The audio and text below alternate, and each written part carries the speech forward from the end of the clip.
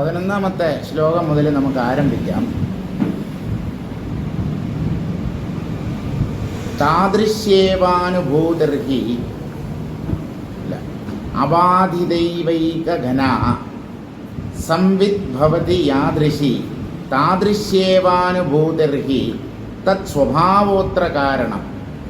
ഈ ആത്മാവിലുള്ള ഒരു നിയമം അല്ലെങ്കിൽ ആത്മസ്വഭാവം അതെന്താണെന്ന് ചോദിച്ചാൽ, അത് എന്തിനെ ഉണ്ടെന്ന് കരുതുന്നുവോ അതായിത്തീരും. ഇങ്ങനെ ഒരു പ്രത്യേകത ലോകത്തുള്ള മറ്റൊന്നിനുമില്ല. അത് തന്നെയോ തന്നിൽ നിന്ന് അന്യമായ ഒന്നിനെയോ എങ്ങനെ കരുതുന്നുവോ, ആത്മഭിന്നമായിട്ടൊന്നുമില്ല എന്നുള്ളതാണ് വാസ്തവം. പക്ഷേ ഈ ആത്മാവിന് തന്നിൽ നിന്ന് അന്യമായ ഒന്ന് ഉണ്ട് എന്ന് കരുതുന്നതിന് വിരോധമില്ല. ദൃശ്യം ആത്മാവിൻ്റെ ഭ്രമം മാത്രമാണ്. എന്നാലും അത് തന്നെ ആരെന്ന് കരുതുന്നുവോ അതേപോലെ തൻ്റെ മുമ്പിലുള്ള തൻ്റെ സങ്കല്പത്തിലുള്ള ദൃശ്യത്തെ അതെന്താണ് എന്ന് അത് കരുതുന്നുവോ അതിന് അങ്ങനെ അത് അനുഭവപ്പെടും. ഇതാണ് ഈ ബോധത്തിലുള്ള നിയമം. ബോധം, സങ്കല്പം, പ്രപഞ്ചം. ഇതാണ് ബാലകൃഷ്ണൻ നായർ സാറിൻ്റെ സൂത്രവാക്യം. നമ്മൾ E=mc² എന്നൊരു സൂത്രവാക്യം പഠിച്ചിട്ടുണ്ടാവും. ആൽബർട്ട് ഐൻസ്റ്റീൻ്റെ ഊർജവും ദ്രവ്യവും തമ്മിലുള്ള ബന്ധത്തെ സൂചിപ്പിക്കുന്നതാണ് E=mc². ആവശ്യമില്ലെങ്കിലും പറയാം. E എന്ന് പറഞ്ഞാൽ എനർജി, M എന്ന് പറഞ്ഞാൽ മാസ്, പിണ്ഡം അല്ലെങ്കിൽ ദ്രവ്യത്തിൻ്റെ അളവ്, C എന്ന് പറഞ്ഞാൽ പ്രകാശത്തിൻ്റെ പ്രവേഗം. ഈ പ്രകാശം എങ്ങനെയാണ് ഈ സൂത്രവാക്യത്തിനുള്ളിൽ കടന്നത് എന്നുള്ളത് ഇന്നേ വരെ എനിക്ക് മനസ്സിലായിട്ടില്ല. നിങ്ങൾക്ക് ആർക്കെങ്കിലും അറിയാമെങ്കിൽ നിങ്ങൾ പറഞ്ഞു തരിക. ഈ പ്രകാശത്തിൻ്റെ പ്രവേഗം 3 ലക്ഷം km/s. അതാണ് പ്രകാശത്തിൻ്റെ വേഗത. പ്രവേഗം എന്ന് പറഞ്ഞാൽ വേഗത എന്നർത്ഥം. 1 സെക്കൻഡ് കൊണ്ട് പ്രകാശം 3 ലക്ഷം കിലോമീറ്റർ സഞ്ചരിക്കും. 1 സെക്കൻഡ് എന്ന് പറഞ്ഞാൽ ഒരു ഞൊടിയുടെ കൊണ്ട്. അങ്ങനെ പറഞ്ഞാൽ മനസ്സിലായില്ലെങ്കിൽ കുറച്ചുകൂടെ മനസ്സിലാകുന്ന രീതിയിൽ പറയാം. ഒരൊറ്റ സെക്കൻഡ് കൊണ്ട് പ്രകാശം ഭൂഗോളത്തെ 7 പ്രാവശ്യം പ്രദക്ഷിണം ചെയ്യും. 1 സെക്കൻഡ് കൊണ്ട് ഭൂമിയെ 7 തവണ വലം വയ്ക്കാൻ പറ്റും. പ്രകാശത്തിന് പ്രദക്ഷിണം ചെയ്യാൻ പറ്റും. നമുക്ക് എന്തെങ്കിലും ഭാവന ചെയ്യാൻ പറ്റുന്നുണ്ടോ? അപ്പോൾ ആ C എന്ന് പറഞ്ഞാൽ പ്രകാശത്തിൻ്റെ പ്രവേഗം. 1 ഗ്രാം ദ്രവ്യത്തെ ഊർജമാക്കി മാറ്റിയാൽ അപരിമിതമായ ഊർജമാണ് ഈ ദ്രവ്യത്തിൽ നിന്നും ഉണ്ടാവുന്നത്. C² ആണ് വരുന്നത് അവിടെ. അതായത് പ്രകാശത്തിൻ്റെ പ്രവേഗത്തിൻ്റെ വർഗം. മാസ് എന്ന് പറഞ്ഞാൽ ദ്രവ്യത്തിൻ്റെ അളവ്. അതിനെ പ്രകാശത്തിൻ്റെ പ്രവേഗത്തിൻ്റെ വർഗം കൊണ്ട് ഗുണിക്കുമ്പോൾ കിട്ടുന്നതാണ് ഈ ദ്രവ്യത്തെ ഊർജമാക്കി മാറ്റിയാൽ കിട്ടുന്ന ആ ക്വാണ്ടിറ്റി. ഇപ്പം അത് നമുക്ക് ആവശ്യമില്ല. ഈ ആത്മാവ് തന്നെ എന്തായി വിചാരിക്കുന്നുവോ, എന്തായിട്ട് ഭാവന ചെയ്യുന്നുവോ അതായി മാറാനുള്ള കഴിവ് അതിനുണ്ട്. അത് മാറണ്ട. അതാണ് എല്ലാറ്റിനെയും അനുഭവിക്കുന്നത്. തന്നെ ഇന്ന ആരാണ് എന്ന് അത് കരുതിയാൽ അതങ്ങനെ അനുഭവപ്പെടും. ഇല്ലാത്ത പ്രപഞ്ചത്തെ ഉണ്ട് എന്ന് ഈ ആത്മാവ് കരുതുന്നത് കൊണ്ടാണ് നമ്മളാകുന്ന ആത്മാവിനെ, നമ്മുടെ ഓരോരുത്തരുടെയും ഉള്ളിൽ ഞാനായി പ്രകാശിക്കുന്ന ആ ആത്മാവിന് ഈ പ്രപഞ്ചം സത്യമായി തോന്നാൻ കാരണം നമ്മുടെ ഉള്ളിലെ ബോധം അങ്ങനെ തീരുമാനിക്കുന്നത് കൊണ്ടാണ്. തീരുമാനത്തെ മാറ്റൂ. പ്രപഞ്ചം മിഥ്യയാണെന്ന് തത്വവിചാരത്തിലൂടെ തീരുമാനിക്കൂ. ഈ പ്രപഞ്ചം ഉണ്ടെങ്കിലും, അതായത് മറ്റുള്ളവരുടെ അനുഭവത്തിലുണ്ടെങ്കിലും, ഇല്ലാന്ന് തീരുമാനിക്കുന്നവനെ സംബന്ധിച്ച് അത് ഇല്ലാത്തതായി മാറും. ഒരു സംശയവും വേണ്ട. ഈ പ്രപഞ്ചത്തെ പൊടിച്ച് അല്ലെങ്കിൽ എവിടെയെങ്കിലും അറബിക്കടലിലോ മറ്റോ കെട്ടിത്താഴ്ത്തേണ്ട കാര്യമൊന്നുമില്ല. ഇതിന് ഉണ്മ കൽപ്പിക്കുന്ന സ്വഭാവം നിർത്തിയാൽ മതി. ഇത് വാസ്തവമാണെന്ന് കരുതാതിരുന്നാൽ മതി. അബാധിതൈവ ഏകഘന, വാസ്തവത്തിൽ ഈ ആത്മാവ് ഒന്നുകൊണ്ടും ബാധിക്കപ്പെടാത്തതാണ്. സാന്ദ്രമായ ഒരു ശില പോലെ, ഒരു കരിങ്കല്ലോ പാറക്കഷ്ണമോ പോലെ സാന്ദ്രമാണ് ഈ ആത്മതത്വം. അതിൻ്റെ ഉള്ളിൽ മറ്റൊന്നിനും പ്രവേശമില്ല. ഇത് മറ്റൊന്നിൻ്റെ ഉള്ളിൽ പ്രവേശിച്ചുകൂടെ എന്ന് ചോദിച്ചാൽ ഇതല്ലാതെ വേറൊന്നുമില്ല. ഇതല്ലാതെ വേറൊന്നുമില്ലാത്തത് കൊണ്ട് ഇതിന് മറ്റൊന്നിൽ പ്രവേശമില്ല. ഇത് സാന്ദ്രം അല്ലെങ്കിൽ നിബിഡം അല്ലെങ്കിൽ കട്ടിപിടിച്ചതായതുകൊണ്ട് മറ്റൊന്നിനും ഇതിൽ പ്രവേശിക്കാൻ പറ്റില്ല. ഇതിനെ സംബന്ധിച്ച് മറ്റൊന്നും ഇല്ല എന്നുള്ളത് കൊണ്ടും മറ്റൊന്നിന് ഇതിൻ്റെ ഉള്ളിൽ പ്രവേശമില്ല. ഇങ്ങനെ ഏകവും സാന്ദ്രവും, സാന്ദ്രം എന്ന് പറഞ്ഞാൽ ഘനീഭവിച്ചത് എന്നർത്ഥം, ഇടയ്ക്ക് ഇടവെളിയില്ലാത്തത്, കട്ടിപിടിച്ചത്, ഉറച്ചത്, ശിലയുടെ അന്തർഭാഗം പോലെ അങ്ങനെയുള്ള ഒന്നാണ് ഈ ആത്മതത്വം. അതിൻ്റെ ഉള്ളിൽ ഈ പ്രപഞ്ചം, അനേകം വസ്തുക്കളും വ്യക്തികളും ഉള്ള ഈ പ്രപഞ്ചം എങ്ങനെ ഉണ്ടാവാനാണ്? പക്ഷേ ഉള്ളതുപോലെ തോന്നുന്നു. പ്രപഞ്ചത്തിന് ഉണ്മ നൽകുന്നത് ആത്മാവിൻ്റെ തന്നെ സങ്കല്പമാണ്. അത് പ്രപഞ്ചത്തെ ഉണ്ടെന്ന് കരുതുന്നു, തീരുമാനിക്കുന്നു. ആ തീരുമാനത്തിൻ്റെ ശക്തിയാണ് പ്രപഞ്ചത്തിന് ഉണ്മ നൽകുന്ന ഘടകം.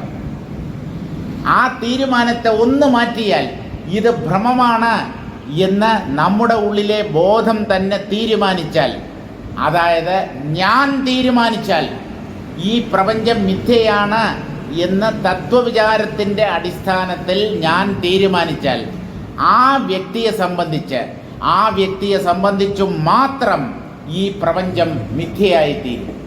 മറ്റുള്ളവർക്കിത് സത്യമായി തന്നെ തുടരും. ഒരു സംശയവും വേണ്ട.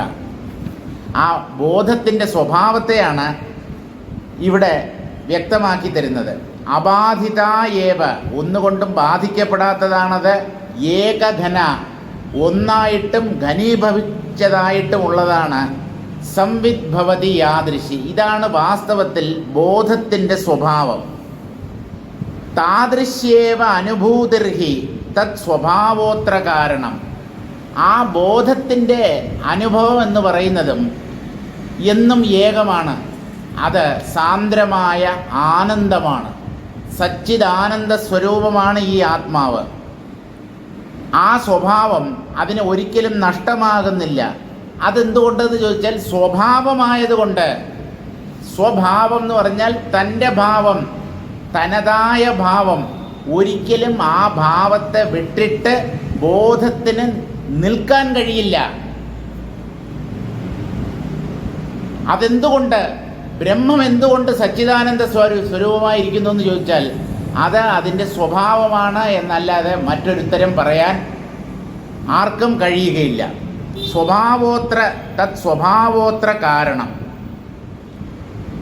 ഏവം ച സർഗാദൗ, ഇങ്ങനെ സൃഷ്ടിയുടെ ആരംഭം മുതലേ ഉള്ള ഒന്നാണ് ഈ ബോധം. സൃഷ്ടി ഉണ്ടെന്ന് തോന്നുമ്പോഴും വാസ്തവത്തിൽ അത് മാത്രമേ ഉള്ളൂ. ഈ സൃഷ്ടി ലയിച്ചു പോയാലും ആ സത്യം അതുപോലെ തന്നെ ബാക്കിയുണ്ടാവും. സൃഷ്ടിയുടെ ആരംഭത്തിൽ സത്യകാമത്വാത് അബാധിത, ഈ ആത്മാവിനെ ഈശ്വരൻ എന്ന് നമുക്ക് വിളിക്കാം. യഥാർത്ഥ ഈശ്വരതത്വം ഈ ആത്മാവാണ്. പക്ഷേ നമ്മുടെ സോക്കാൾഡ് ഭക്തന്മാർ ഈ സത്യം മനസ്സിലാക്കുന്നില്ല. അവർ രൂപത്തോടു കൂടിയ, അംഗോപാംഗങ്ങളോട് കൂടിയ ഒരാളാണ് ഈശ്വരൻ എന്നവർ തെറ്റിദ്ധരിക്കുന്നു. യഥാർത്ഥത്തിൽ ഈശ്വരന് ശരീരമോ ശാരീരിക അവയവങ്ങളോ ഒന്നും തന്നെ ഇല്ല. ഈ പരമാത്മാവ് സത്യകാമനാണ്. സത്യകാമൻ എന്നുള്ള വാക്ക് ഉപനിഷത്തിൽ വരുന്ന ഒരു വാക്കാണ്. ജാബാലയുടെ മകൻ സത്യകാമൻ, സത്യത്തെ കാമിക്കുന്നവൻ, സത്യത്തെ സാക്ഷാത്കരിക്കണം എന്നാഗ്രഹിക്കുന്നവൻ, അയാളെയാണ് സത്യകാമൻ എന്ന് പറയുന്നത്. ഈ ആത്മാവ് സത്യകാമനാണ് എന്ന് പറഞ്ഞാൽ ആത്മാവിന് സത്യത്തെ സാക്ഷാത്കരിക്കണം എന്ന ആഗ്രഹം ഉണ്ട് എന്നല്ല. അത് എപ്പോഴും താൻ ആത്മാവാണ് എന്ന ഭാവത്തിലാണ് നിൽക്കുന്നത്.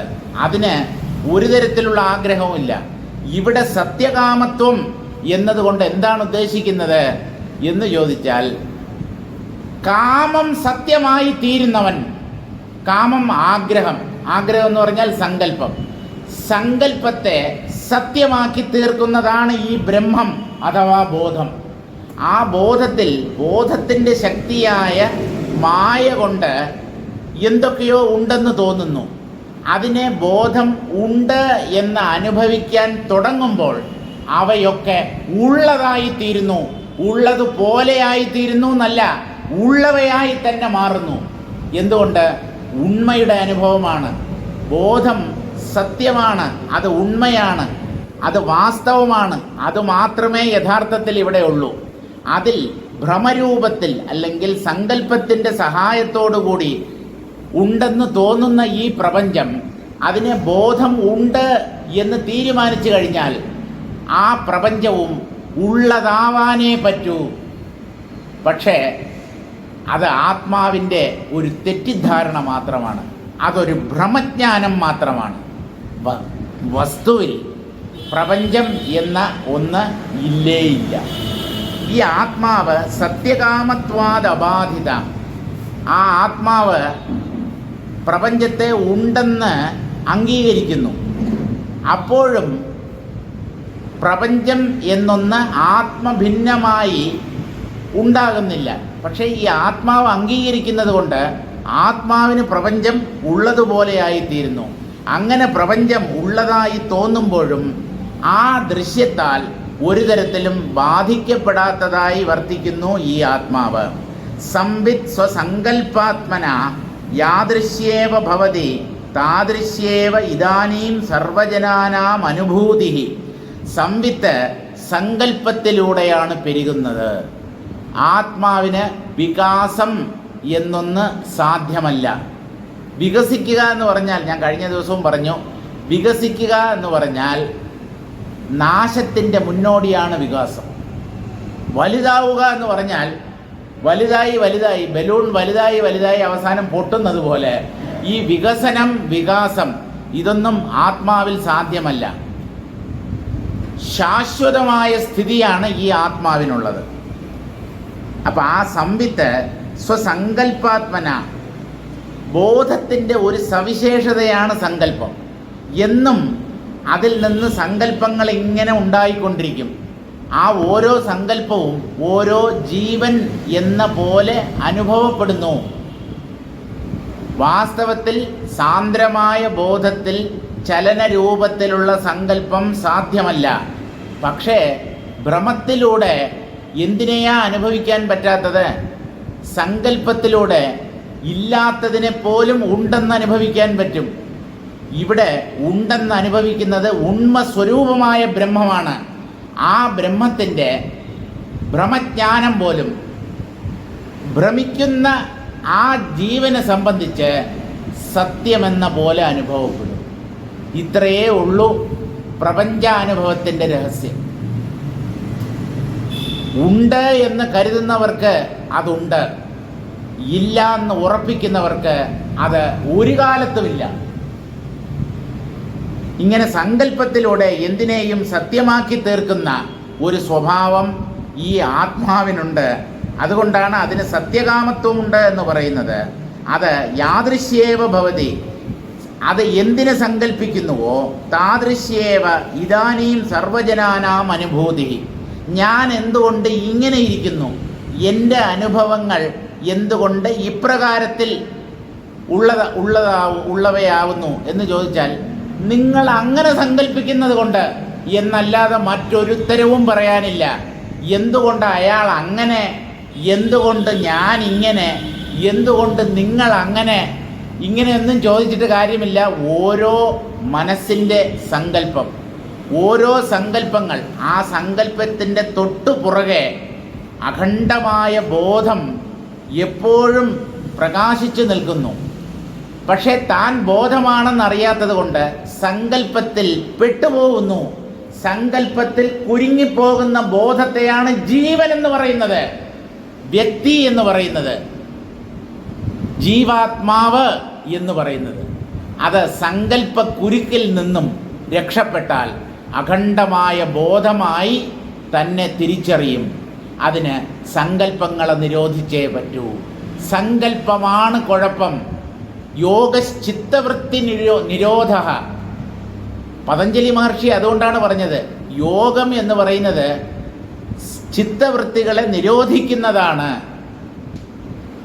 ചിത്തവൃത്തികൾ എന്ന് പറഞ്ഞാൽ സങ്കല്പങ്ങൾ. എന്തിനാ സങ്കല്പങ്ങൾ നിരോധിക്കേണ്ടത്? സങ്കല്പങ്ങൾ പൊന്തുമ്പോൾ ആ സങ്കല്പം അജ്ഞാനിയായ ജീവന് ഉള്ളതുപോലെ തോന്നും. സങ്കല്പങ്ങൾ പൊന്തുന്നത് കൊണ്ടാണല്ലോ ആ സങ്കല്പങ്ങളെ നിയന്ത്രിക്കാൻ പറ്റുമോ എന്ന് നോക്കുക. സങ്കല്പങ്ങളെ ഉപശമിപ്പിക്കാൻ പറ്റുമോ എന്ന് പരീക്ഷിക്കുക. സങ്കല്പങ്ങൾ പൂർണ്ണമായി ഉപശമിക്കുന്ന സ്ഥലത്തിൽ, ആ ഇടത്തിൽ ബോധം പൂർണ്ണമായി പ്രകാശിക്കും. ഇപ്പോൾ ബോധം എങ്ങനെയാണോ ആരംഭത്തിൽ, സൃഷ്ടിയുടെ ആരംഭത്തിൽ സങ്കല്പിച്ചത്, അതുപോലെ തന്നെയാണ് ആ സങ്കല്പം ഒരു മാറ്റവും കൂടാതെ യുഗാന്തരങ്ങൾക്ക് ശേഷവും അനേകം യുഗങ്ങളുടെ ഒടുവിലും അത് അങ്ങനെ തന്നെ തുടരുന്നു. അതുകൊണ്ടാണ് നമ്മുടെ ഉള്ളിലെ ഞാൻ വഴിമാറിത്തരാത്തത്. നമ്മുടെ ഉള്ളിലുള്ള ഞാൻ എന്തൊക്കെ സർക്കസ് കാണിക്കുന്നു, നമ്മൾ എന്ത് സാധന എന്ന പേരിൽ എന്തൊക്കെയാണ് ചെയ്തു കൂട്ടുന്നത്. ധ്യാനം, യോഗം, പ്രാണായാമം, പിന്നെ ശ്രവണം, മനനം, നിധിധ്യാസനം, എന്തൊക്കെയോ ചെയ്യുന്നുണ്ട്. വേദാന്ത ഉപദേശിക്കുന്ന മാർഗങ്ങളും അതുപോലെ യോഗശാസ്ത്രം ഉപദേശിക്കുന്ന മാർഗങ്ങളുമൊക്കെ അവലംബിക്കുന്ന അനേകം കൂട്ടർ നമ്മുടെ ഇടയിൽ തന്നെയുണ്ട്. പക്ഷേ എത്ര പേരുടെ ഉള്ളിൽ ഈ ഞാൻ ഭാവം മാറിപ്പോകുന്നു, ഒഴിഞ്ഞു പോകുന്നു എന്ന് ചോദിച്ചാൽ അപൂർവം ചില ഭാഗ്യവാന്മാർ. അവരുടെ ഉള്ളിലെ ഞാൻ മാത്രമാണ് ഉപശമിക്കുന്നത്. മറ്റുള്ളവരുടെ ഉള്ളിലെ ഞാൻ അങ്ങനെ തന്നെ തുടരുന്നു. അത് കൂടുതൽ വണ്ണം വയ്ക്കാതിരിക്കാൻ നമ്മൾ ശ്രദ്ധിക്കണം. ആ ഞാനിൻ്റെ ശക്തി ഇനിയും വർദ്ധിക്കാതെ നമ്മൾ വളരെ കരുതലോടുകൂടി വേണം ഇവിടെ കഴിയാൻ. ഇത് സർവ്വജനങ്ങളുടെയും അനുഭവമാണ്. അതായത് ഞാൻ എന്ന വ്യക്തിത്വം എന്താണോ, എനിക്ക് ചില ധാരണകളുണ്ട്. ധാരണകളെക്കാൾ ഉപരി തെറ്റിദ്ധാരണകളാണ് കൂടുതൽ. ഞാൻ ഓരോന്നിനെ ഇന്നതാണ് എന്ന് സങ്കല്പിച്ച് തീരുമാനിച്ച് വെച്ചിരിക്കുന്നു. ഈ സങ്കല്പങ്ങളുടെ വേലിക്കെട്ടിനെ മറികടക്കാൻ ഈ ഞാനിന് കഴിയുന്നില്ല. എന്തു ചെയ്യാൻ പറ്റും? അത്ര കണ്ട് ശക്തമാണ് ഈ സങ്കല്പങ്ങൾ. ഈ സങ്കല്പങ്ങളെ തന്നെയാണ് വാസനകളെന്ന് പറയുന്നത്. ചിരകാലം അഭ്യസിച്ചുറപ്പിച്ച സങ്കല്പങ്ങളാണ് വാസനകൾ. ഞാൻ എന്ന് പറയുന്നത് ഒരു വാസനയാണ്, അല്ലാതെ അങ്ങനെ ഒരു വസ്തുവില്ല. വെറുതെ ഞാനെന്ന് നമ്മൾ അനന്തകോടി വർഷങ്ങളായി അനേകം ജന്മങ്ങളിൽ ഈ ഞാനെന്ന് ചിന്തിച്ച് അതൊരു തരം സ്വഭാവമോ അല്ലെങ്കിൽ അഡിക്ഷനോ ഒരു തരം ദുശ്ശീലമോ ആയി മാറിയിരിക്കുന്നു ഈ ഞാനെന്ന് പറയുന്നത്. അതിനെ തട്ടിത്തെറിപ്പിക്കുന്നത് അത്ര എളുപ്പമുള്ള കാര്യമല്ല. എന്ന് വെച്ച് തളർന്നു പോരുത്. ഇവനെ ഇല്ലാതാക്കിയാലേ നമുക്ക് മോക്ഷം നേടാൻ പറ്റൂ. സ്വസ്ഥത, ശാന്തി അത് അനുഭവിക്കണമെങ്കിൽ ഈ ഞാൻ ഉള്ളപ്പോൾ പറ്റില്ല. അന്യന്ന സംഭവത്യത്ര സർഗാദാവേവ കാരണം യന്നാമതദിദാനീം സ്യാത് കഥ്യതാം കീദൃശം കഥം അന്യത് ന സംഭവതി അത്ര. ഇവിടെ ആത്മാവിൽ നിന്ന് അന്യമായി ഒന്നും ഇല്ല.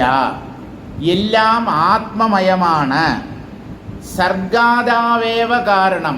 അതെന്തുകൊണ്ടാണ് ഇപ്പോൾ ആത്മാവല്ലാതെ മറ്റൊന്നുമില്ല എന്ന് പറയുന്നത് എന്ന് ചോദിച്ചാൽ, സൃഷ്ടിയുടെ ആരംഭത്തിൽ തന്നെ ഈ ആത്മാവുണ്ട്. സൃഷ്ടി ആരംഭിക്കുന്നതിന് മുമ്പേ ഉള്ള ഒന്നാണ് ഈ ആത്മാവ് എന്നുള്ളത് കൊണ്ട് സൃഷ്ടി തുടങ്ങിയാലും അതിൻ്റെ ഉണ്മയ്ക്ക് ഒരു കോട്ടവും തട്ടുന്നില്ല. സൃഷ്ടിക്ക് മുമ്പേ ഉണ്ടായിരുന്നവൻ സൃഷ്ടി ഉണ്ടായിക്കഴിഞ്ഞാൽ എങ്ങനെ ഇല്ലാതാവും? ഈ സൃഷ്ടി തുടർന്ന് നിലനിൽക്കുന്നത് ആ ആത്മാവുള്ളത് കൊണ്ടാണ്. അത് ഒരു തരത്തിലുള്ള പരിണാമത്തിനും വിധേയമാകാതെ നിൽക്കുന്നത് കൊണ്ടാണ് സൃഷ്ടി ഇങ്ങനെ നടന്നു പോകുന്നത്. സൃഷ്ടിക്ക് മുമ്പേ അതുണ്ട്. ഈ സൃഷ്ടി നിലനിൽക്കാനും അത് കൂടിയേ തീരൂ. ഈ സൃഷ്ടി അസ്തമിച്ചാലും ഈ ദൃശ്യങ്ങളെല്ലാം വിലയത്തെ പ്രാപിച്ചാലും ആ അധിഷ്ഠാന തത്വം ബാക്കിയുണ്ടാവും. അതുകൊണ്ട് 3 കാലത്തിലും ഭൂതം, വർത്തമാനം, ഭാവി, ഈ 3 കാലത്തിലും ഉള്ളത് ആത്മാവ് മാത്രമാണ്. വർത്തമാനത്തിൽ മാത്രം ഉള്ളതാണ് പ്രപഞ്ചം. അത് പണ്ടില്ല, ഇനി കുറേ കൊല്ലങ്ങൾക്ക് ശേഷവും ഉണ്ടാവില്ല. അപ്പം സമയം, ദേശം, ഈ ദേശകാലങ്ങൾക്കിടയിലാണ് പ്രപഞ്ചാനുഭവം. ബോധാനുഭവം ദേശകാലങ്ങൾക്കകത്ത് പെട്ടതല്ല, അത് ദേശകാലങ്ങളെ അതിക്രമിച്ചു നിൽക്കുന്നതാണ്. അതുകൊണ്ട് ബോധമല്ലാതെ ഇവിടെ വേറൊന്നുമില്ല. ഏതുകൊണ്ട്? സൃഷ്ടിക്ക് മുമ്പേ തന്നെ ഈ ബോധം ഉണ്ടായിരുന്നു എന്നുള്ളത് കൊണ്ട്. സദേവ സൗമ്യ ഇതമഗ്രാസീത്. കുഞ്ഞെ, ഈ പ്രപഞ്ചം ഉണ്ടാവുന്നതിന് മുമ്പേ ഉണ്ടായിരുന്നതാണ് ഈ സത്ത് അഥവാ ബോധം. എന്നാമ തദിദാനീം സ്യാത്. ഇങ്ങനെ സൃഷ്ടിക്ക് മുമ്പും സൃഷ്ടി ഉള്ളപ്പോഴും സൃഷ്ടി ഇല്ലാതാകുമ്പോഴും ഏതാണോ യഥാർത്ഥത്തിലുള്ളത് അത് ഇപ്പോഴും ഉണ്ടാവണ്ടേ? ആദിയിലും അന്തത്തിലും ഏതുണ്ടോ അത് മധ്യത്തിലും ഉണ്ടാവണം. എൻ്റെ യുക്തിയല്ല, ഗൗഡപാദരുടെ യുക്തിയാണ്. മാണ്ഡൂക്യ ഉപനിഷത്തിന് അദ്ദേഹം വ്യാഖ്യാനം എഴുതിയിട്ടുണ്ട്. അതിൻ്റെ പേര് മാണ്ഡൂക്യ കാരിക എന്നാണ്. ശ്ലോകങ്ങളാണ്. മാണ്ഡൂക്യ ഉപനിഷത്തിൻ്റെ ആന്തരികാർത്ഥം, അതിൻ്റെ ആ തത്വാർത്ഥം, അതിനെ കാരികയുടെ രൂപത്തിൽ എഴുതിയിരിക്കുകയാണ്. ആര്? ഗൗഡപാദൻ. അതിൽ അദ്ദേഹം പറയുന്നത് ആദാ വന്ദേച എന്നാസ്തി വർത്തമാനേപി തത്തഥ. വളരെ ലളിതമായ ഒരു പ്രസ്താവനയാണ്. ആദിയിലും അന്തത്തിലും ഏതില്ലയോ അത് ഇടയ്ക്ക് ഉള്ളതുപോലെ തോന്നിയാലും ഇല്ലാത്തത് തന്നെ. അല്ല, ഈ യുക്തിയെ നിങ്ങൾക്ക് ആർക്കെങ്കിലും ഖണ്ഡിക്കാൻ പറ്റുമോ? ഇല്ല, ഞങ്ങളെ കൊണ്ട് ഖണ്ഡിക്കാൻ പറ്റില്ല. എന്നാൽ പിന്നെ അംഗീകരിക്കൂ, ഇപ്പം തന്നെ അത് സ്വീകരിക്കൂ. ഖണ്ഡിക്കാൻ പറ്റുന്നില്ല, എതിർക്കാൻ പറ്റുന്നില്ല, വാദിച്ച് തോൽപ്പിക്കാൻ പറ്റുന്നില്ല എന്ന് പറഞ്ഞാൽ അതിനെ അംഗീകരിച്ചതിന് തുല്യമാണ്. പിന്നെ അതിനെ തന്നെ പിന്തുടരുക, അതിനെ തന്നെ അനുധാവനം ചെയ്യുക. ആദിയിലും അന്തത്തിലും ഏതില്ലയോ, സൃഷ്ടിക്ക് ശേഷമുണ്ടായതാണ് ഈ പ്രപഞ്ചം. സൃഷ്ടിക്ക് മുമ്പ് പ്രപഞ്ചമില്ല. ഈ സൃഷ്ടി ലയിച്ചു പോയാൽ ആ ലയത്തിന് ശേഷവും ഇതില്ല. പിന്നെ ഇടയ്ക്ക് മാത്രം ഇത് കാണുന്നു. ഇടയ്ക്ക് കാണുന്നത് ഇല്ലാത്തത് തന്നെ. ഇനി ബ്രഹ്മം സൃഷ്ടിക്ക് മുമ്പേ ഉണ്ട്. സൃഷ്ടി ലയിച്ചു പോയാലും അത് ബാക്കിയുണ്ട്. ഇടയ്ക്ക് അതിനെ നമ്മൾ അനുഭവിക്കുന്നില്ലെങ്കിൽ പോലും അതുള്ളതാണ്. ഈ 2 യുക്തികളെ നല്ലതുപോലെ മനസ്സിലാക്കുക. ഒന്ന്, ഇടയ്ക്ക് മാത്രം ഉണ്ട് എന്നനുഭവപ്പെടുന്നത്, അതാണ് പ്രപഞ്ചം. അത് ആദിയിലും അന്തത്തിലും ഇല്ല. അങ്ങനെ ഇടയ്ക്ക് മാത്രം അനുഭവപ്പെടുന്നത് ഇല്ലാത്തത് തന്നെ. കാരണം തുടക്കത്തിലും ഒടുക്കത്തിലും ഇല്ല. ഇനി ഈ ആത്മാവ് ആരംഭത്തിലുമുണ്ട്, അന്തത്തിലുമുണ്ട്. പ്രപഞ്ചം ഉണ്ടാകുന്നതിന് മുമ്പും അതുണ്ട്, പ്രപഞ്ചം ലയിച്ചു പോയതിന് ശേഷവും അതുണ്ട്. അത് ഇടയ്ക്ക് നമ്മാൽ അനുഭവിക്കപ്പെടുന്നില്ലെങ്കിൽ പോലും അതുള്ളതാണ്. അല്ല, ഇടയ്ക്ക് നമ്മൾ അനുഭവിച്ചില്ലെങ്കിൽ പോലും അതുള്ളതാണ് എന്ന് പറഞ്ഞതിൻ്റെ പൊരുൾ മനസ്സിലായില്ല. എന്ന് പറഞ്ഞാൽ ഉള്ളത് എന്ന് പറഞ്ഞാൽ ബ്രഹ്മമായിട്ട് അതിനെ അനുഭവിക്കണമെന്ന് നിർബന്ധമില്ല. ഇടയ്ക്ക് അതെങ്ങനെയാണ് നമ്മുടെ അനുഭവത്തിൽ പ്രകാശിക്കുന്നത് എന്ന് ചോദിച്ചാൽ പ്രപഞ്ച രൂപത്തിൽ പ്രകാശിക്കുന്നു. ഈ പ്രപഞ്ചവും പ്രപഞ്ച പദാർത്ഥങ്ങളുമായി നിങ്ങൾ കാണുന്നത് ബ്രഹ്മത്തെയാണ്. ഒരു ശിഷ്യൻ ഗുരുവിനോട് ചെന്ന് ചോദിച്ചു, ഗുരുനാഥ, എനിക്ക് ദൈവത്തെ കാണണം, ഈശ്വരനെ ദർശിക്കണം എന്ന് പറഞ്ഞു. അതിന് എന്തെങ്കിലും മന്ത്രോപദേശമോ ഏതെങ്കിലും സാധനാ മാർഗങ്ങളോ ഉണ്ടോ? എനിക്ക് ദൈവത്തെ കാണണം എന്ന് പറഞ്ഞു. ഗുരുനാഥൻ പറഞ്ഞു, ബാ ഇങ്ങ് അടുത്ത് വാ മോനെ, ബാ ഇരി, ഇവിടെ ഇരി, നിന്നോടൊരു കാര്യം പറയട്ടെ, ഇരി, ആദ്യം ഇവിടെ ഇരി. എന്താണ്? നിനക്ക് ദൈവത്തെ കാണണമല്ലേ? അപ്പം അതിന് സാധനയുടെ ആവശ്യമൊന്നുമില്ല. നീ കാണുന്നതൊക്കെ ദൈവമാണ്. ദൈവം എന്ന് നിനക്ക് കാണാൻ കഴിയുന്നില്ല. ഞാൻ പറയുന്നു, ഞാൻ നിനക്ക് ഉപദേശിക്കുന്നു, ഈ കാണുന്നതെല്ലാം ദൈവം തന്നെ. സർവം ഖൽവിദം ബ്രഹ്മ. ഈ കാണുന്നതെല്ലാം ബ്രഹ്മം തന്നെ. ബ്രഹ്മമായിട്ട് നമുക്ക് കാണാൻ പറ്റുന്നില്ല. ഭാര്യയായിട്ടും ഭർത്താവായിട്ടും കുട്ടികളായിട്ടും അയൽവക്കക്കാരായിട്ടും ജഡപദാർത്ഥങ്ങളായിട്ടും സൂര്യചന്ദ്രാദികളായിട്ടും വൃക്ഷലതാദികളായിട്ടും നദികളും കടലുകളും നക്ഷത്രങ്ങളും ഗ്രഹങ്ങളും ഉപഗ്രഹങ്ങളും താരാഗണങ്ങളും ക്ഷീരപഥങ്ങളുമായി നമ്മൾ ബ്രഹ്മത്തെയാണ് അറിയുന്നത്. അത് ബ്രഹ്മമാണെന്നുകൂടെ കാണാൻ കഴിഞ്ഞാൽ രക്ഷപ്പെട്ടു. അങ്ങനെ കാണാൻ കഴിഞ്ഞില്ല, നാമരൂപങ്ങളിലാണ് നമ്മുടെ മനസ്സ് കുടുങ്ങിപ്പോകുന്നതെങ്കിൽ വെരി വെരി സോറി, നിങ്ങൾ കുടുങ്ങും. ഇതിൽ നിന്ന് നിങ്ങൾക്കൊരിക്കലും രക്ഷ നേടാൻ സാധ്യമല്ല. നാമരൂപങ്ങളായി പ്രകടമാകുന്നത് നാമരൂപരഹിതമായ ബോധമാണ്. ഞാൻ നാമരൂപധാരിയല്ല. ആരാണ്? ഞാനല്ല. ദുർഗാനന്ദ സ്വാമി പറയുന്നതാണ്. ഈ ഞാൻ നാമരൂപധാരിയല്ല, നാമത്തെയും രൂപത്തെയും ധരിക്കുന്നവനല്ല. എനിക്ക് നാമരൂപങ്ങളില്ല. രൂപം എന്ന് പറയുന്നത് ഈ ശരീരമാണ്.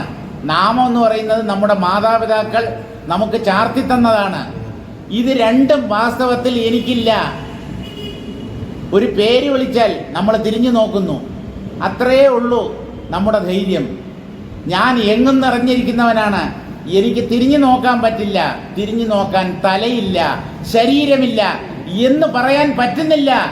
തന്നെ ഈ 5 അടിയോ 5.5 അടിയോ 6 അടിയോ ഉയരമുള്ള ജഡപദാർത്ഥമായ ഈ ശരീരമായി മാത്രമേ നാം കാണുന്നുള്ളൂ. ഒരു പേര് പറഞ്ഞാൽ നമ്മൾ വിളിച്ചു നോക്കുന്നു, തിരിഞ്ഞു നോക്കുന്നു. എന്താ കാരണം എന്നറിയാമോ? ഈ പേരുകാരൻ ഞാനാണ്, ഇത് എൻ്റെ പേരാണ് എന്ന് അടിച്ചുറപ്പിച്ചു വെച്ചിരിക്കുന്നു. അല്ലെങ്കിൽ ഒരു ശബ്ദം കേട്ട എന്നെയാണ് വിളിക്കുന്നത് എന്ന് നമ്മൾ എന്തിനു തിരിഞ്ഞു നോക്കണം? അപ്പൊ ഞാൻ ഈ പേരുകാരനാണ് എന്ന് ഉറപ്പിച്ചത് കൊണ്ടല്ലേ? ഒന്ന് ആലോചിച്ച് നോക്കൂ. എന്ന് വിചാരിച്ച് ഒരാൾ നമ്മുടെ പേര് വിളിച്ചാൽ തിരിഞ്ഞു നോക്കണ്ടെന്നല്ല. എനിക്കൊരു പേരുണ്ട് എന്ന ആ വിചാരത്തെ കളയും ഉള്ളിൽ നിന്ന്. എനിക്ക് നാമമോ രൂപമോ ഇല്ല എന്ന ഉറപ്പ് നേടൂ.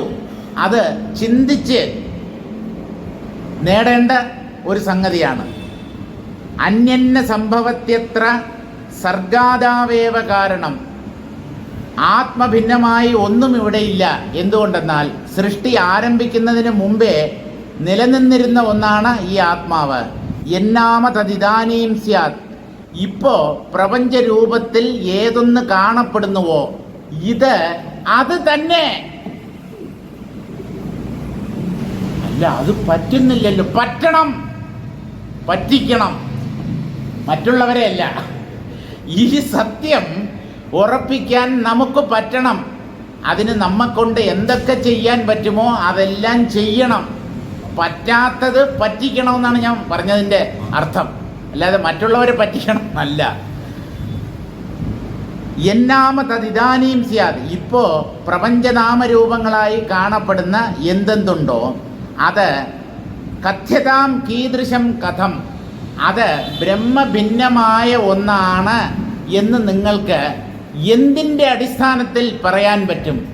ഞങ്ങൾ പറയുന്നു ഇത് ബ്രഹ്മമാണ്. നിങ്ങൾ നാമരൂപങ്ങളിൽ കുടുങ്ങിയിരിക്കുന്നു.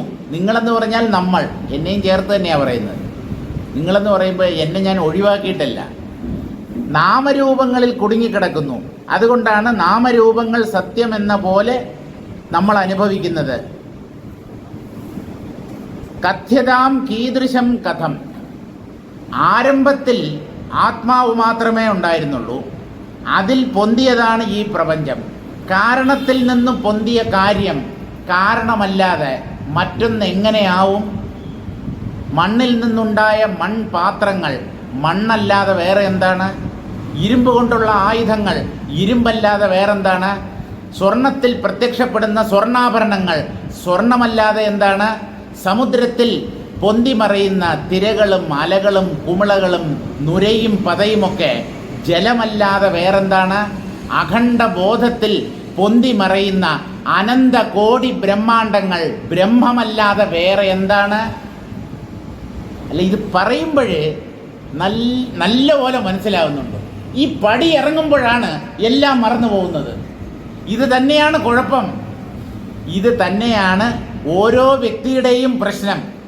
ഇത് പറയുമ്പോൾ യുക്തിയുക്തം ഒരാൾ അവതരിപ്പിക്കുമ്പോൾ പരമസത്യമാണ് എന്ന് നമ്മുടെ ബുദ്ധി അംഗീകരിക്കുന്നു.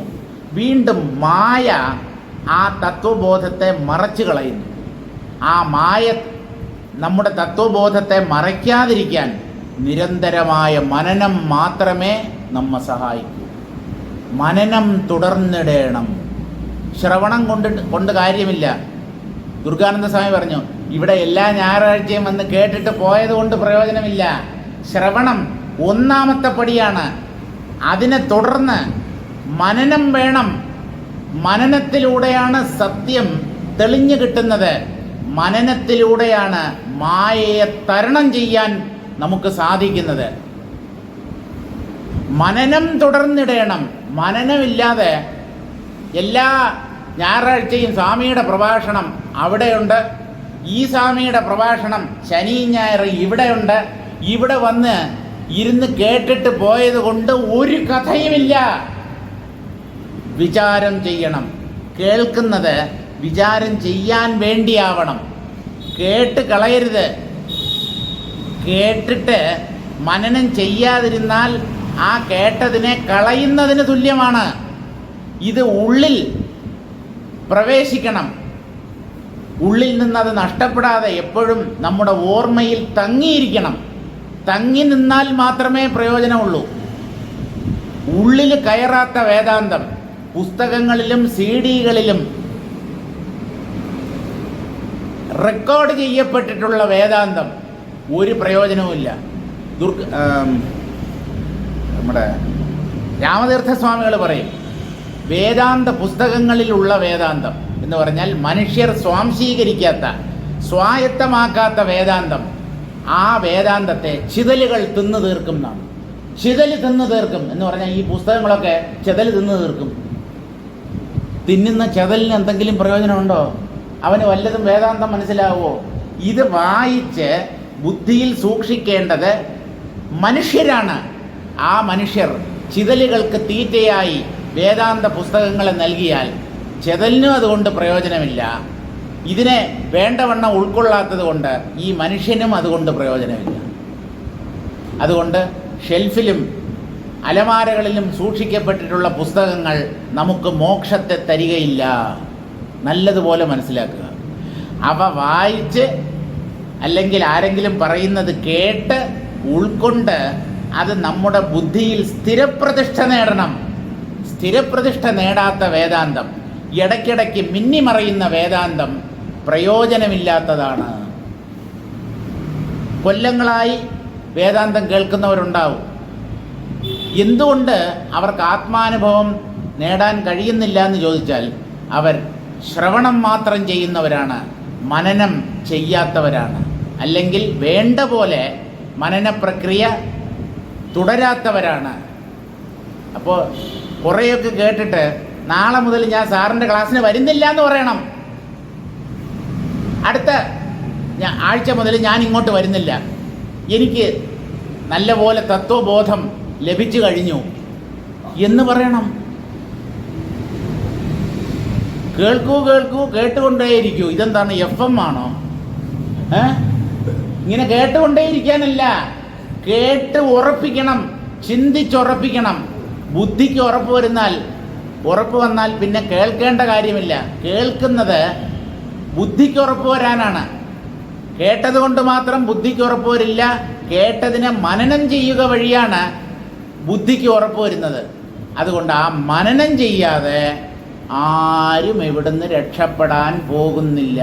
ഞാൻ 25 കൊല്ലം ഭഗവത്ഗീത കേൾക്കുന്നു. 2500 സത്സംഗങ്ങളിൽ ഞാൻ പങ്കെടുത്തിട്ടുണ്ട്. ഒരു പ്രയോജനവുമില്ല. ഇത് നമ്മുടെ ഉള്ളിൽ പ്രവേശിക്കണം. നമ്മുടെ ബുദ്ധിയിൽ ഇത് പ്രവേശിച്ച് അവിടെ നിന്ന് പറിച്ചു കളയാൻ പറ്റാത്ത രീതിയിൽ വേരൂന്നണം എന്ത് ഈ വേദാന്തം. അല്ലെങ്കിൽ ഒരു കാര്യവും ഇല്ല. സത്യസങ്കല്പ ബ്രഹ്മസംവിദ അന്യത് പ്രധാന പരമാണ്വാദികം സർഗാദൗ കാരണം ന സംഭവത്യേവ. സത്യസങ്കല്പനാണ് ഈ ആത്മാവ് അല്ലെങ്കിൽ ബ്രഹ്മം. ആ ബ്രഹ്മത്തിൻ്റെ സങ്കല്പം ഒരിക്കലും വ്യർത്ഥമാവുകയില്ല. അതൊന്നിനെ ഉണ്ട് എന്ന് തീരുമാനിച്ചാൽ അതുള്ളതായി തീരും. അത് വാസ്തവത്തിൽ ആത്മാവ് തന്നെയാണെങ്കിലും തനിക്ക് അന്യമായ ഒന്നാണത്.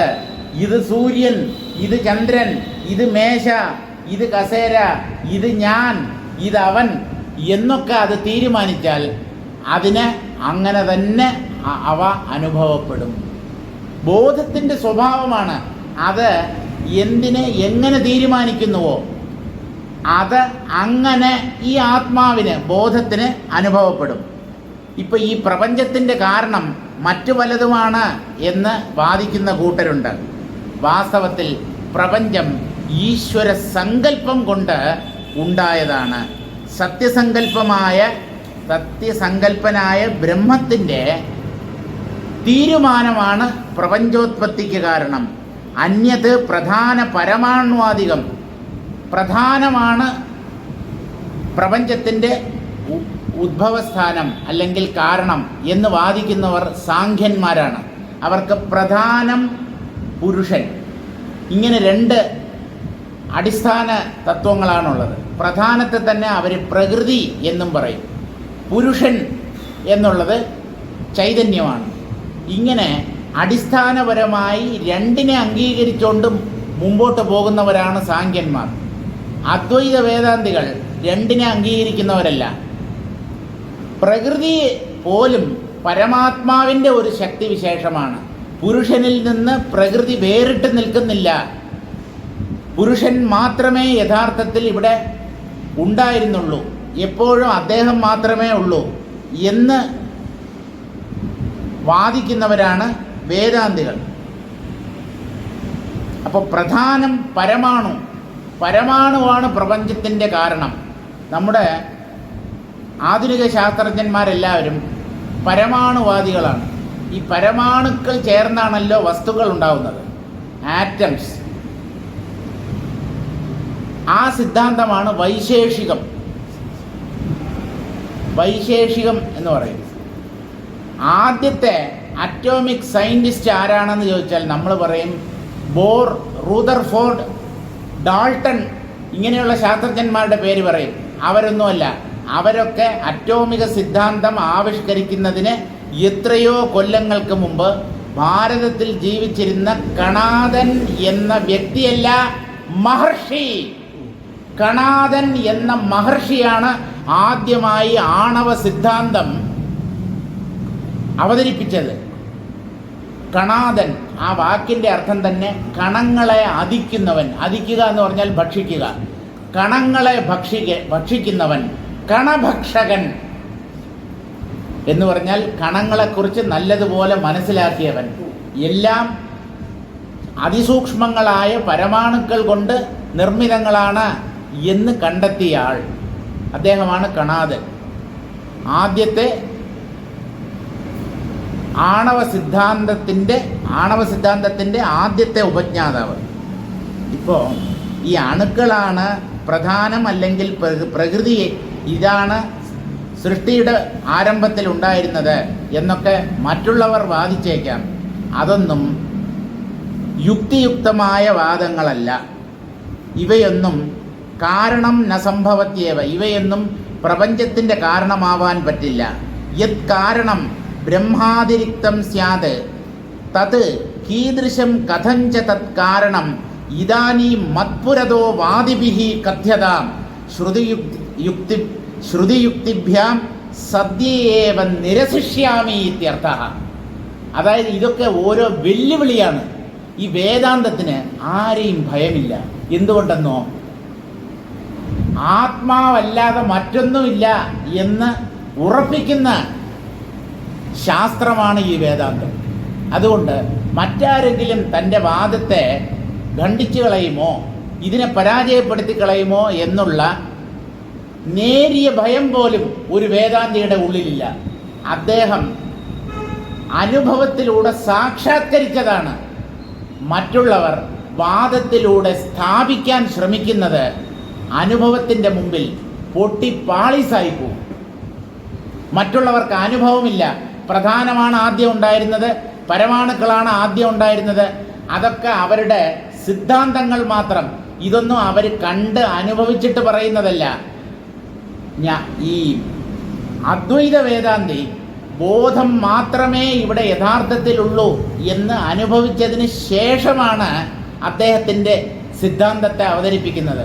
അതുകൊണ്ട് അനുഭവത്തിൻ്റെ മുമ്പിൽ കൽപ്പനകളും മനസ്സിൻ്റെ സൃഷ്ടികളുമൊക്കെ തകർന്ന് തരിപ്പണമായി പോകും.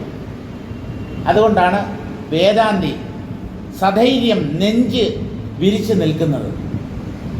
അഹങ്കാരം കൊണ്ടല്ല ഒരിക്കലും. അഹങ്കാരം നശിച്ചവനാണ് ശരിയായ വേദാന്തി. ഞാനെന്ന ഭാവം നശിച്ചാൽ മാത്രമേ ഈ ആത്മാവിനെ സാക്ഷാത്കരിക്കാൻ പറ്റൂ. അപ്പം അവർ ഇത്ര വീറോടും വാശിയോടും കൂടി ലോകത്തോട് എന്തുകൊണ്ട് വിളിച്ചു പറയുന്നു എന്ന് ചോദിച്ചാൽ അത് അനുഭവത്തിൻ്റെ അടിത്തറയുള്ളത് കൊണ്ടാണ്, അനുഭവത്തിൻ്റെ പിൻബലമുള്ളത് കൊണ്ടാണ് അവർ ഇത്ര ധൈര്യമായി സംസാരിക്കുന്നത്. അതുപോലെ ഇവിടെ വസിഷ്ഠ മഹർഷി സംസാരിക്കുകയാണ്. യത്കാരണം ബ്രഹ്മാതിരിക്തം, ബ്രഹ്മഭിന്നമായ എന്ന് പറഞ്ഞാൽ ബ്രഹ്മത്തിൽ നിന്ന് വ്യത്യസ്തമായ മറ്റേതെങ്കിലും കാരണം ഉണ്ട് എന്ന് ആരെങ്കിലും വാദിച്ചാൽ, തർക്കിച്ചാൽ, അങ്ങനെ വിശ്വസിച്ചാൽ, അങ്ങനെ ഒരു സിദ്ധാന്തത്തെ അവതരിപ്പിച്ചാൽ, കീദൃശം കഥം ച തത്കാരണം, ആ കാരണം എപ്രകാരമുള്ളതാണ്, ആ കാരണം എവിടെ നിന്ന് വന്നു. ഈ പരമാണു പ്രകൃതി എന്നൊക്കെ പറയുന്നത് ഇതൊക്കെ എവിടെ നിന്നാ വന്നത്? ശൂന്യത്തിൽ നിന്ന് പൊന്തിയതാവാൻ പറ്റില്ല. അതുകൊണ്ട് ഇവരുടെ കാഴ്ചപ്പാടിലുള്ള കാരണങ്ങൾ ഏത് പ്രകാരത്തിലുള്ളതാണ്, അവ എങ്ങനെ വന്നു, അതെങ്ങനെയാണ് പ്രപഞ്ചത്തിന് കാരണമാകുന്നത്, ഇങ്ങനെയുള്ള കാര്യങ്ങൾ ഇതാനി ഇപ്പോൾ മത്പുരതഃ എൻ്റെ മുമ്പിൽ വാദിഭിഹി കഥ്യതാം, ഈ സിദ്ധാന്തങ്ങളുടെ ഉപജ്ഞാതാക്കൾ എൻ്റെ മുമ്പിൽ ഇപ്പം പറയണം. എന്തിനെന്നോ ഇപ്പം തന്നെ പൊടിച്ച് കയ്യിൽ തരാമെന്നാണ്. നിങ്ങളുടെ സിദ്ധാന്തങ്ങൾ കഴമ്പില്ലാത്തവയാണ് എന്ന് മിനിറ്റുകൾക്കുള്ളിൽ ഞാൻ നിങ്ങൾക്ക് ബോധ്യപ്പെടുത്തി തരാം. കാരണം യുക്തിയുടെ പിൻബലമില്ല. യുക്തിയുടെ പിൻബലമുണ്ടെങ്കിലും അനുഭവത്തിൻ്റെ പിൻബലമില്ല. അതെങ്ങനെ നമുക്ക് അംഗീകരിക്കാൻ പറ്റും? വേദാന്തം അനുഭവത്തിൻ്റെ പിൻബലമുള്ള ശാസ്ത്രമാണ്. വേദാന്തികൾ ഒരു കാര്യം പറയുമ്പോൾ അവർ അതിനെ അനുഭവിച്ചതിന് ശേഷമാണ് പറയുന്നത് എന്നുള്ളത് വിസ്മരിക്കാൻ പാടില്ല. അപ്പോൾ ഈ ബ്രഹ്മവ്യതിരിക്തമായ ഒരു കാരണം പ്രപഞ്ചത്തിനുണ്ട് എന്ന് പറഞ്ഞാൽ ആ കാരണം എപ്രകാരമുള്ളതാണ്, അതെങ്ങനെയുണ്ടായി, അതെങ്ങനെയാണ് പ്രപഞ്ചത്തിന് കാരണമാവുക തുടങ്ങിയ കാര്യങ്ങൾ ഇതാനും ഇപ്പോൾ മത്പുരതഃ എൻ്റെ മുമ്പിൽ വാദിഭിഹി കഥ്യതാം, വാദിക്കുന്നവരാൽ പറയപ്പെടട്ടെ. ശ്രുതിയുക്തിഭ്യാം സദ്യയേവ നിരസിഷ്യാമി ഇത്യർത്ഥ. അവരുടെ ആ വാദങ്ങളെ ശ്രുതികളുടെ പിൻബലത്തോടും യുക്തിയുടെ പിൻബലത്തോടും കൂടി ഞാൻ നിസ്സാരമായി നിരസിക്കാം എന്ന് പറഞ്ഞാൽ ഖണ്ഡിക്കാം. അതുകൊണ്ട് എന്തെങ്കിലും ഉണ്ടെങ്കിൽ ഇപ്പം എൻ്റെ മുമ്പിൽ പറഞ്ഞോളൂ. അല്ലാതെ അവിടെ ഇവിടെയും ചെന്ന് കവലയിൽ ചെന്ന് ഇരുന്നിട്ട് തർക്കിച്ചിട്ട് കാര്യമില്ല. എന്തെങ്കിലും പറയാനുള്ളത് എൻ്റെ മുമ്പിൽ വെച്ച് പറയണം. നിങ്ങളുടെ സിദ്ധാന്തത്തിലുള്ള പോരായ്മ എന്താണെന്ന് ശ്രുതി യുക്തി ഈ രണ്ടിൻ്റെയും പിൻബലത്തോടുകൂടി ഞാൻ അനായാസേന നിഷേധിക്കാം, നിരസിക്കാം. നിങ്ങൾക്ക് ബോധ്യപ്പെടുന്ന രീതിയിൽ ഞാനത് പറഞ്ഞ് മനസ്സിലാക്കി തരാം. എവിടുന്ന് കിട്ടി ഈ ധൈര്യം? ബാലകൃഷ്ണൻ നായർ സാർ ഇദ്ദേഹത്തിനടുത്ത് ചോദിച്ചാണ്. ഇല്ല, ഉറപ്പാണ്. എവിടെ നിന്ന് കിട്ടി ഈ ധൈര്യം? ഇദ്ദേഹം പറഞ്ഞ മറുപടി എന്തെന്നോ, എല്ലാം അങ്ങ് തന്നതാണ്. അങ്ങ് തന്ന ധൈര്യമാണ്. അല്ലാതെ എനിക്ക് എവിടെ നിന്നാണ് ഈ ധൈര്യം കിട്ടുക? ഗുരുനാഥനിൽ നിന്ന് കിട്ടിയ ധൈര്യം മാത്രമേ ഇവിടെ ശിഷ്യന്മാർക്കുള്ളൂ. ശിഷ്യന്മാർ ജന്മന പേടിത്തൊണ്ടന്മാരാണ്. ഭയന്ന് ഭയന്ന് ചാവുന്നവരാണ്. അനുനിമിഷം ഭയന്ന് മരിക്കുന്നവരാണ്. എല്ലാറ്റിനെയും ഭയം. വയനാട് പോലെ എങ്ങാനും നമ്മുടെ അടുത്തുള്ള മുക്കുന്നിമല ഇടിഞ്ഞ് കരമന, പാപ്പനംകോട് തുടങ്ങിയ ഭാഗങ്ങളിൽ വന്നു കഴിഞ്ഞാൽ ആ ഉരുൾപൊട്ടലിൽ നമ്മൾ ജീവിതം മുഴുവൻ ചേർത്ത് വെച്ച സമ്പാദ്യവും സ്വത്തുവകയും നമ്മുടെ ജീവനും എല്ലാം പൊയ്പോവില്ലേ എന്ന് ഭയപ്പെടുന്നവർ ഇല്ലാതില്ല. ഇതുപോലെ ഒരു മലയാണ് ഇടിഞ്ഞു വീണത് വയനാടിൽ. ഇവിടെ കൊണ്ടുവരണം മുക്കുന്നിമല. എന്തിനും ഭയം, തൊട്ടതിനും പിടിച്ചതിനും എല്ലാം ഭയം. അങ്ങനെയാവോ ഇങ്ങനെയാവോ. ഈ ഭയം കൊണ്ട് വീർപ്പ് മുട്ടി തല പൊട്ടിത്തെറിക്കും എന്നുള്ള ഒരവസ്ഥയിൽ എത്തുമ്പോഴാണ് ആൾക്കാർ ജ്യോത്സ്യന്മാരുടെ അടുത്ത് പോകും. ജ്യോത്സ്യന്മാരാരെങ്കിലും ഉണ്ടെങ്കിൽ ക്ഷമിക്കുക ഈ സദസ്സിൽ. അതായത് ഓരോ പ്രശ്നങ്ങൾ ഓരോന്ന് ചിന്തിച്ച് ഒരു സ്വസ്ഥതയുമില്ല. എന്നാൽ പിന്നെ ജ്യോത്സ്യനെ കണ്ടുകളയാം. എൻ്റെ സമയം എങ്ങനെയാണ്, ഓരോ ഗ്രഹങ്ങൾ എവിടെയാണ്, ഈ ഗ്രഹങ്ങൾക്ക് നമ്മോട് എന്തെങ്കിലും വൈരാഗ്യമോ വിദ്വേഷമോ ഉണ്ടോ? ശനിയോ ചൊവ്വയോ ഭക്ഷണം കഴിച്ചുകൊണ്ടിരിക്കുമ്പോൾ നമ്മൾ മണ്ണ് വാരിയിട്ടോ? ഇല്ലല്ലോ. പിന്നെ എന്തിനാണ് ഈ ശനി നമ്മളെ പീഡിപ്പിക്കുന്നത് അല്ലെങ്കിൽ പേടിപ്പിക്കുന്നത്? എന്തിന്? നമ്മൾ ഒരു ദ്രോഹവും ചെയ്തില്ലല്ലോ ഈ നവഗ്രഹങ്ങളോട്. എന്തെങ്കിലും ദ്രോഹം ചെയ്തിട്ടുണ്ടെങ്കിൽ നമുക്ക് ക്ഷമ യാചിക്കാം, അല്ലെങ്കിൽ എന്തെങ്കിലും പരിഹാരം ചെയ്യാം. ചെയ്യാത്ത കുറ്റത്തിന് നിങ്ങൾ എന്തിന് നവഗ്രഹങ്ങൾക്ക് പരിഹാരം ചെയ്യണം? വേണ്ടെന്നല്ല കേട്ടോ.